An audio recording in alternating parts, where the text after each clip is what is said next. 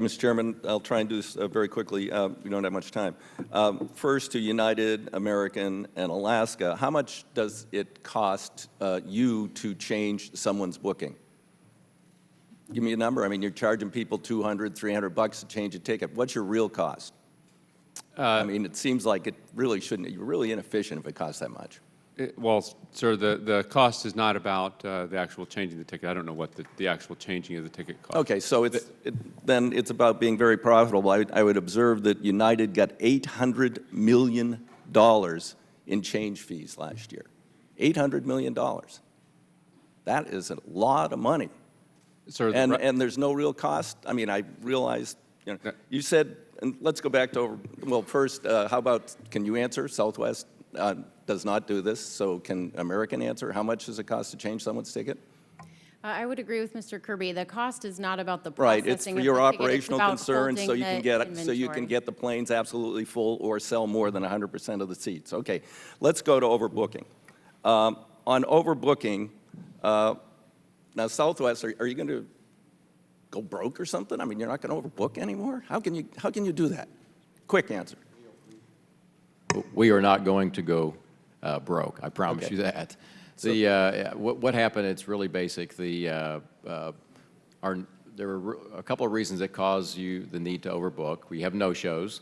The no-shows at Southwest have come down materially over the years as we've had better technology. Sure. We actually have more no-shows than most because we have very flexible rules, no change fees, no cancel fees. Okay. So those have come down. And then second, we've just improved our technology to really understand who's going to show at the aircraft. And then third, we did implement a pretty modest change, which is allowing... I've only got 5 minutes, so Sure. I got it. Okay, Mr. McGee, do you want to comment on the practice of overbooking? You said it was 1950s, 1960s, because in those days you didn't get charged. You weren't making $800 million on change fees. Exactly. At that time, it was a burden for airlines because business travelers in particular used to book 5 flights at once and get one of them, and then those seats went empty. But for all the reasons that I detailed, which I don't want to repeat for time's sake, it's clear that that time has passed.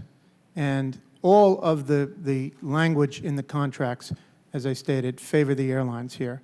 If you're delayed getting to the airport because your taxi driver had an accident and you have a non-refundable ticket, you're out, regardless. There's no provision in the contract that accommodates for your circumstances. But yet there's a long list of accommodations for circumstances for the airline, or what they term force majeure, acts of God, which in some cases are, in fact, not acts of God. Right. Okay, thank you. So back to Mr. Kirby, you said that, you talked about how you can use overbooking to help people. How about just a policy that in routine reservations you would never, ever overbook? You would never sell more than 100% of the seats for routine day-to-day booking, not to accommodate people because of a change of plane or something else, but just on a day-to-day basis. Could you do that? I mean, Southwest is doing that. Well, sir, we still think that helps us accommodate thousands of customers. But it also helps you make, get to these load factors, and then, of course, you have your change fees. Let's go to contracts of carriage. How about a simple disclosure? I mean, this is United's contract of carriage. This is just for fares. And if you look at the print here, very user-friendly online. Supposed to read this before you buy your ticket. So how about a, distilled down simple language disclosure? Would any of the airlines agree to do that, post that, make it available to people? I see Mr. Sprague nodding his head. Yeah, we would acknowledge. Ours is too long. We recently acquired Virgin America Airlines. We found theirs to be much shorter. As part of our integration, we're going to move to a much more shorter and more efficient contract of carriage. Right. Theirs is 20 pages, 8,000 words. Yours was 37,000 words. United was 37,000 words with smaller print on only 46 pages, but I don't think that counts because it doesn't make it much more user-friendly. One other question. As we've observed, there's a lot of tension in the planes. You're jamming more people in. And yet, is there a question about how many flight attendants there should be on planes as opposed to the FAA requirement? Because they're being asked essentially to referee and do all sorts of things, and we've got terrorism. I mean, everything has changed. But the number of flight attendants hasn't changed as required by the FAA per passenger for 20 years or so. Anybody think that maybe we're overstressing our flight attendants? Mr. McGee, you want to answer? Yes, there's been a lot of talk today about employees, and the term is used. It's been used multiple times.